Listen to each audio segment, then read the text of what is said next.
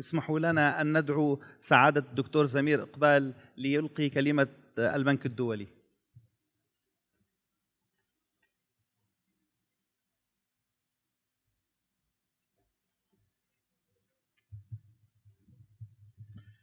Bismillah ar-Rahman ar-Rahim. Respected Dr. Hamid Mara, His Excellency Governor Rashid Muhammad al-Miraj, His Excellency Sheikh Ibrahim bin Khalifa al-Khalifa, dignitaries and distinguished guests, Assalamu alaikum. It is a pleasure and honor for me to be part of this distinguished gathering. First of all, I would like to thank Ayofi for their strong relationship with the World Bank. We indeed value this relationship, which is now entering in its 12th year. The theme of this year's conference is very timely, as the region is facing challenges in financing growth and development in the wake of shrinking sources of financing. However, whenever there are challenges, there are opportunities as well. And therefore, we believe that the current environment offers a window of opportunity for Islamic finance to meet these challenges and to put forth new and innovative ideas. As the region adjusts itself to a new realities, the conventional finance is also going through a transition due to what is called digital disruption. Conventional finance is changing due to the rapid development in the new modes of intermediation enabled with the fintech revolution. Again, this changing face of conventional finance offers further opportunities for Islamic finance. Now, in addition, there is a growing evidence of increased global relevance of Islamic finance for the pursuit of development objectives and its recognition as an important player in the growing ethical, social, and responsible finance sector. More importantly, the asset-backed and risk-sharing feature of Islamic finance make it well-suited to addressing a wide range of developmental challenges, including expanding financial inclusion, financing of SMEs, supporting infrastructure provision, empowering youth, gender development, as well as contribution to climate finance.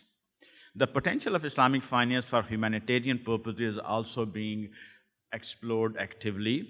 We can identify at least 3 areas where Islamic finance could make a difference under the current scenarios. These include, first, enabling long-term investment financing for infrastructure development, enhancing inclusion through SME financing, and the leveraging new technologies serving a catalyst for risk-sharing finance. Now, let's take an example of infrastructure finance.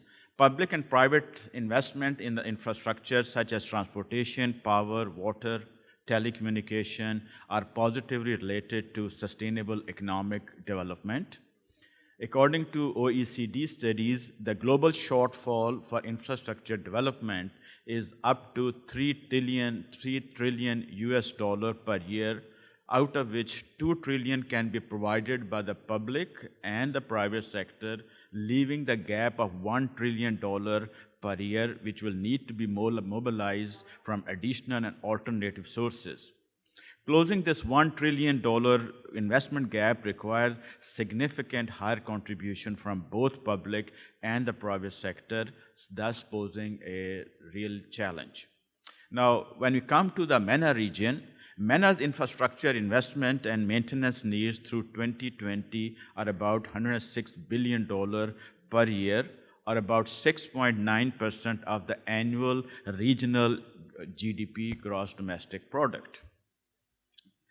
Within the infrastructure, electricity and transport are each estimated to account for about 43% of total needs in the MENA region, followed by information and communication technology, about 9%, and the water and sanitation, about 5%.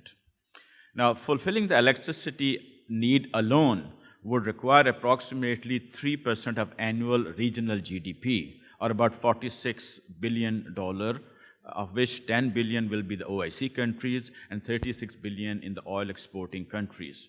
Now, these fiscal pressures have reduced the contributions of traditional public sources of investment, especially given the new oil economic scenarios. creating the need to explore more private sources or more public-private partnership-based financing arrangements.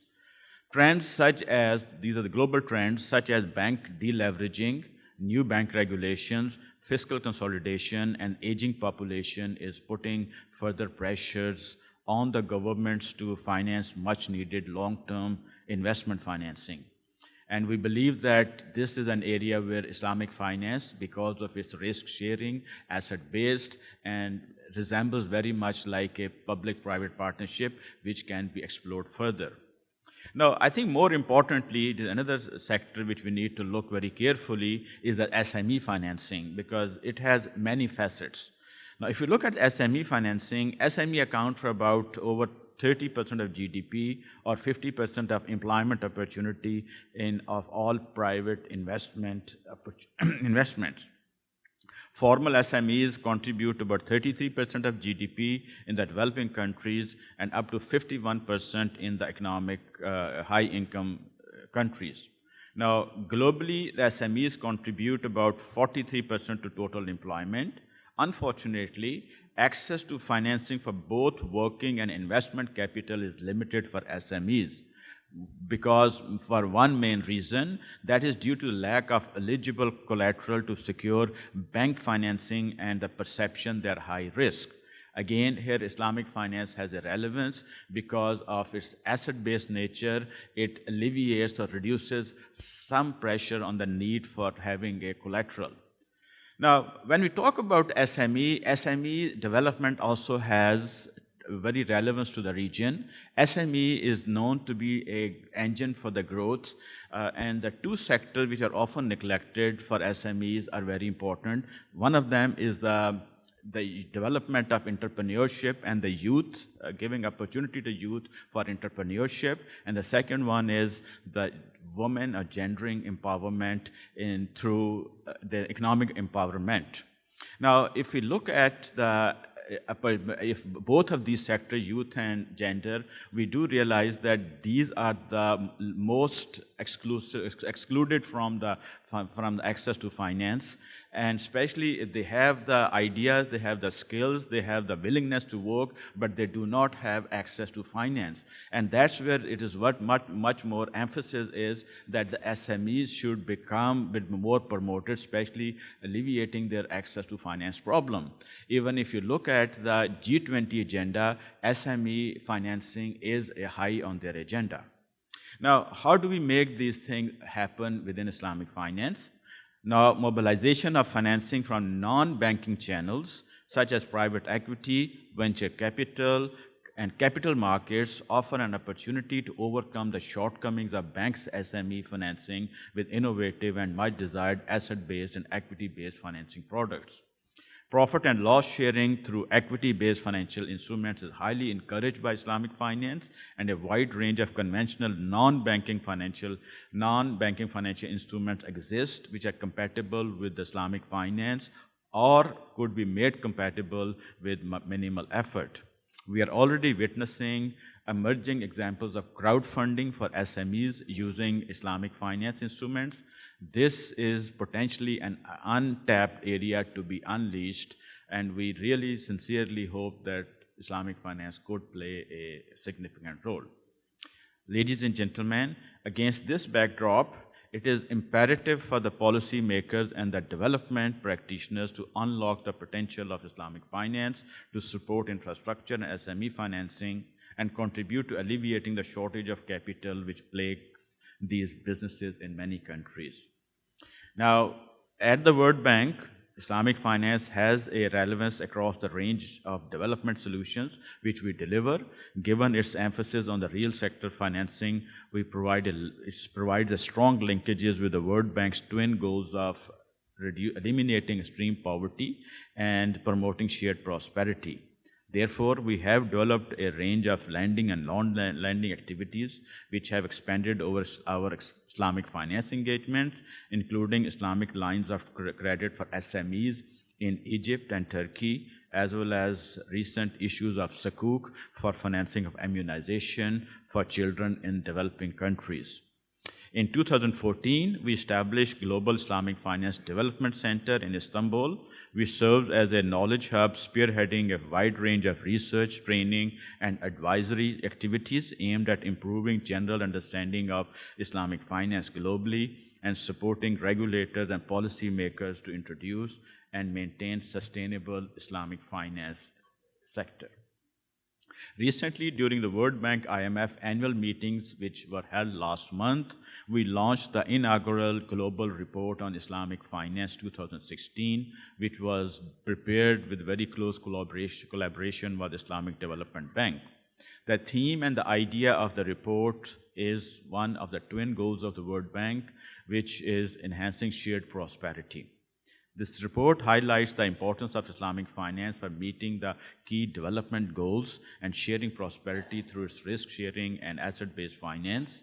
This alternative perspective complements the prevailing thinking on combating development challenges and suggests policy interventions to fight poverty and spreading prosperity through enhancing financial inclusion and deepening the financial sector.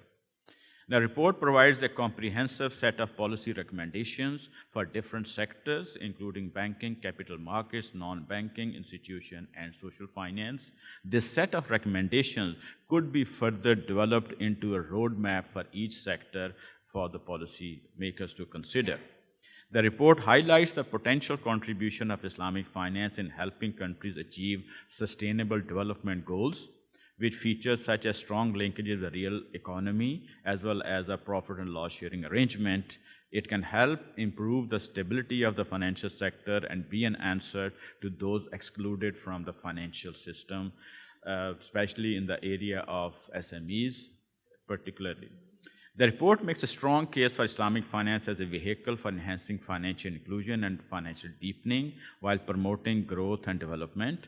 We have focused on the quality of investment, ensure that there are positive and sustainable impact on economic, social, and environment development, help us achieve the 2020-30 agenda of sustainable development goals.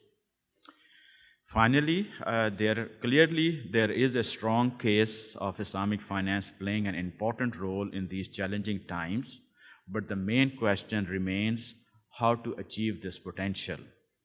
Answer is rather simple. Policymakers need to take bold steps to develop enabling environment and ecosystem to promote the features of asset-based, asset-backed, and risk-sharing finance. Non-banking sectors such as capital markets, private equity, and emerging fintech platforms such as crowdfunding and peer-to-peer lending need to be developed.